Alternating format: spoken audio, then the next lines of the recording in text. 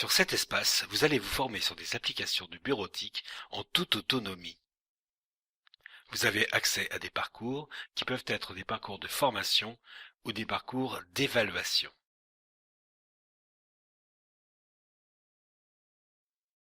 L'application sur laquelle portent les parcours listés est représentée par la vignette sélectionnée dans le bandeau supérieur.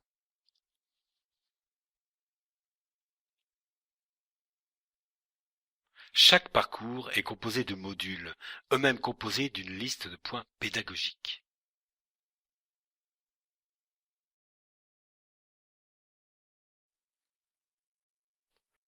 Sur cet exemple, pour l'application Excel 2010, le parcours nommé Formation complète en 17 étapes est ouvert ainsi que le module Découvrez Excel, compléter un tableau. Ce module comporte 13 points pédagogiques. 7 ont été réalisés, 6 avec succès, mais l'un d'eux n'est pas réussi.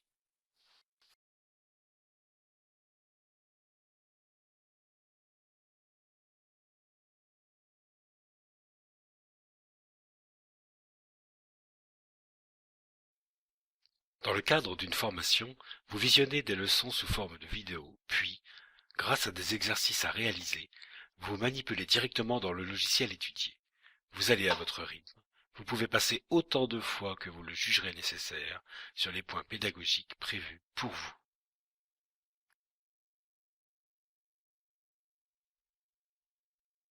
Commencez toujours par écouter la leçon.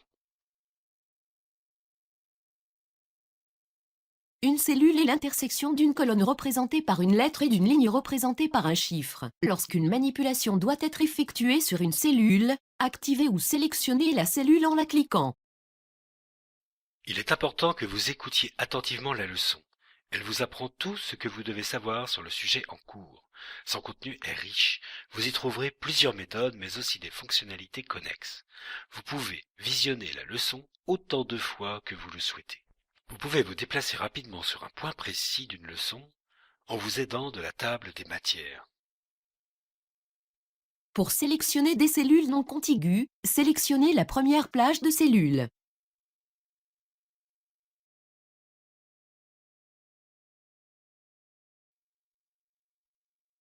Après avoir suivi la leçon, vous pouvez réaliser l'exercice. La manipulation demandée est en lien direct avec la leçon que vous venez d'écouter. Lisez attentivement l'énoncé et réalisez dans l'application toutes les manipulations que vous souhaitez. Tous les menus et toutes les options sont accessibles, ainsi que les outils et les raccourcis clavier.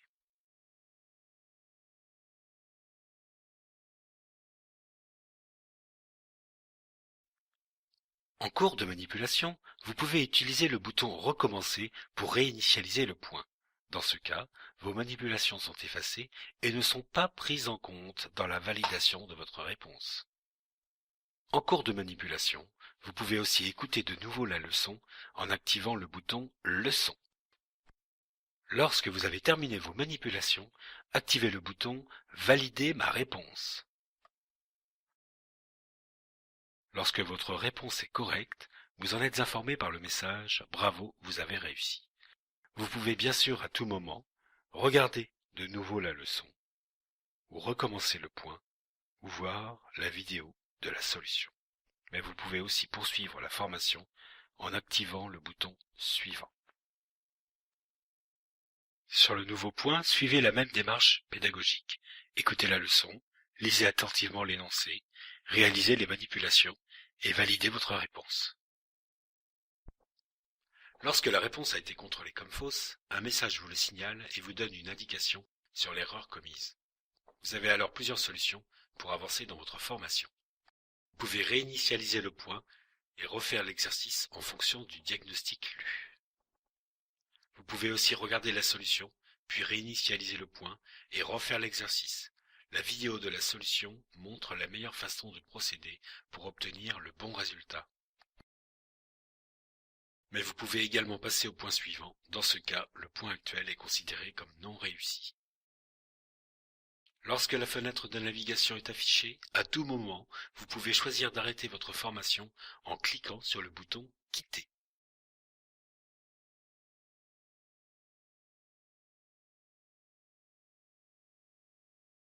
Vous retrouvez alors la liste des points du module en cours. Sur la liste, vous repérez les points de formation que vous avez réussis, ceux que vous n'avez pas réussis et ceux que vous n'avez pas encore consultés. Tous les points sont toujours accessibles.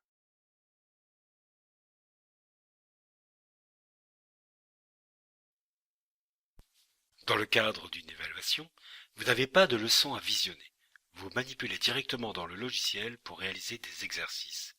MediaPlus e-learning contrôle vos manipulations pour identifier vos lacunes et vous propose éventuellement la formation adaptée.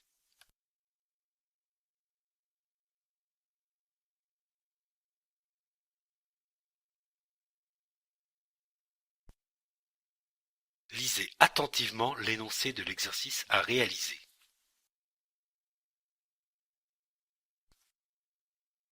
Si vous pensez connaître la réponse, réalisez les manipulations.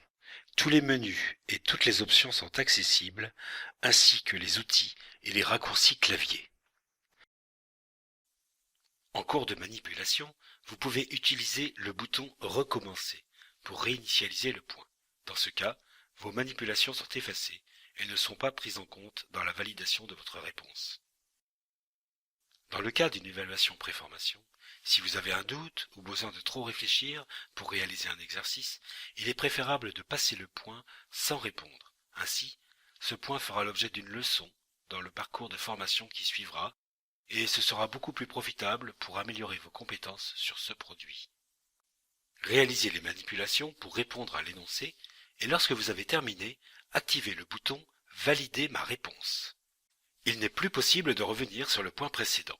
Selon ce qui a été prévu pour vous, le nombre de réponses correctes s'affiche, ou pas, sur la fenêtre de navigation. Sur le nouveau point, suivez la même démarche pédagogique. Lisez attentivement l'énoncé de l'exercice à réaliser. Si vous pensez connaître la réponse, réalisez les manipulations, puis passez au point suivant. Lorsque la fenêtre de navigation de MediaPlus e-learning est affichée, à tout moment, vous pouvez choisir d'arrêter votre évaluation sur le module en activant le bouton « Quitter ». Attention, dans ce cas, les résultats obtenus sur le module seront perdus.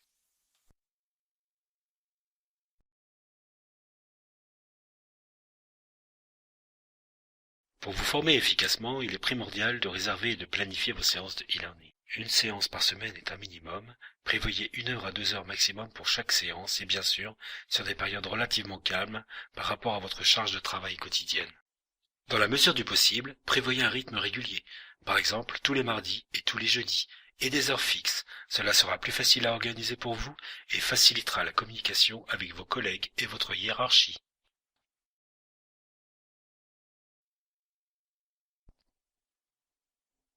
Pendant vos séances, fermez votre messagerie et coupez votre téléphone pour vous rendre entièrement disponible.